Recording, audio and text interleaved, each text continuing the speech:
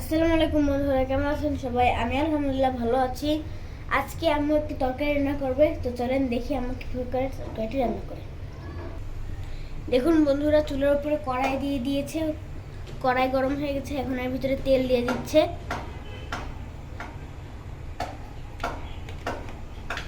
এবার এর ভিতরে পেঁয়াজ দিয়ে দিচ্ছে।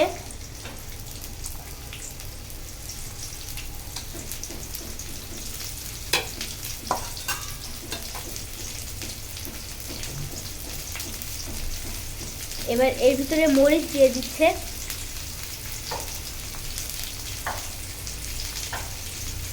এবার চিংড়ি মাছ দিয়ে দিচ্ছে। আজকে তরকারিটা হচ্ছে চিংড়ি মাছের। এবার এইগুলো ভালোভাবে নাড়িয়ে নিচ্ছে।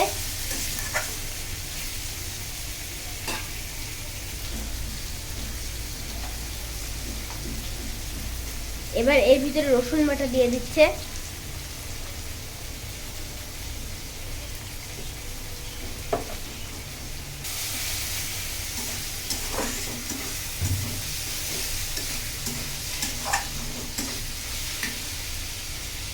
এবার এর ভিতরে পানি দিয়ে দিচ্ছে।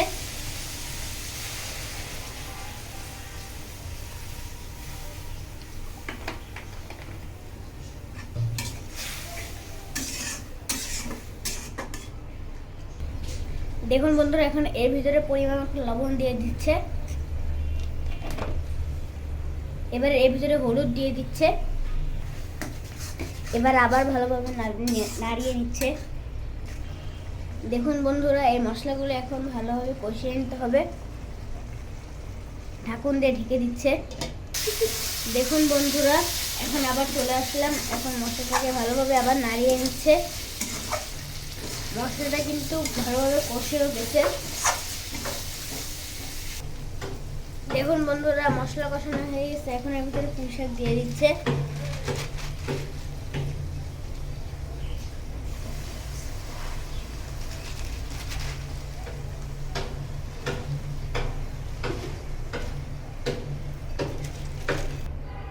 দেখুন বন্ধুরা, সবগুলো পুঁই শাক দেওয়া হয়ে গেছে। এখন এটাকে ঢাকনা দিয়ে ঢেকে দিবে।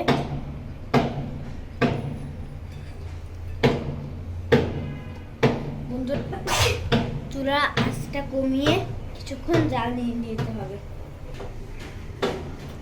দেখুন বন্ধুরা, চলেন দেখি আমাদের শাকটি কি হলো। ওয়াও ওয়াও বন্ধুরা, দেখুন শাকটার কি কালার! আপনারা তো দেখছিলেন, এক পরে শাক কট্টুক হয়ে গেছে।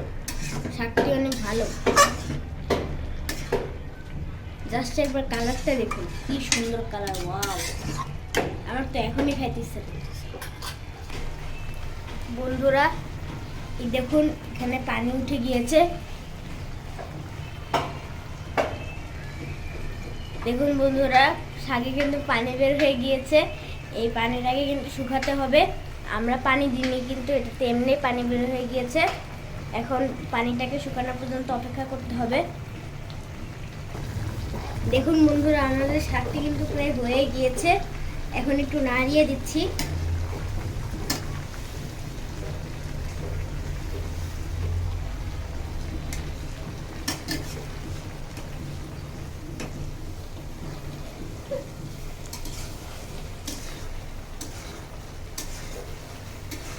দেখুন বন্ধুরা, আম্মু রান্না করার এখন বল ফেলি।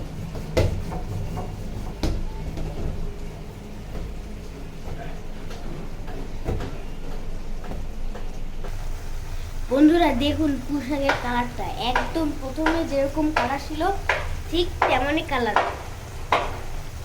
বন্ধুরা, আমাদের এই পুঁই শাক রান্নাটি আপনাদের কাছে কেমন লেগেছে কমেন্টে জানাবেন।